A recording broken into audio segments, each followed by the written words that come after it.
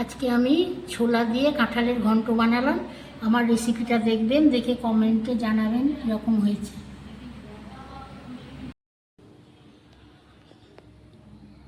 ঝর্ণার রান্নাঘরে স্বাগতম। আজকে আমি কাঁঠালের ঘন্ট করব ছোলা ভিজা দিয়ে।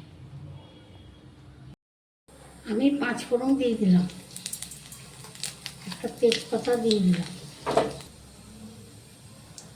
এবার আলু কেটে রেখেছিলাম দিয়ে দিলাম।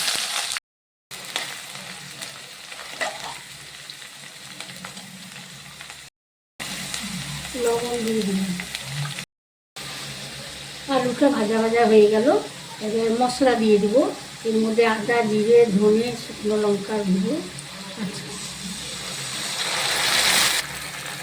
হলুদ দিয়ে দিলাম। 1 চামচ কাশ্মীরি লঙ্কা গুঁড়ো দিয়ে দিলাম।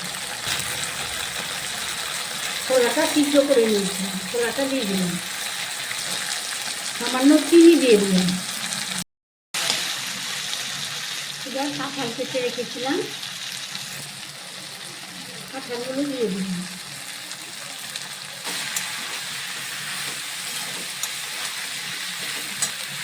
গ্যাসের ফ্লেমটা কমিয়ে ঢাকা দিয়ে দিলাম।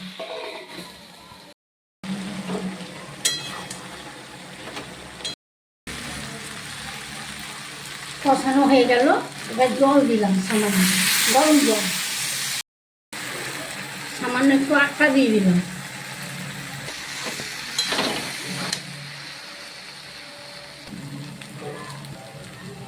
হাফ চামচ গরম মশলা দিয়ে দিলাম। 1 চামচ বাটার দিয়ে দিলাম।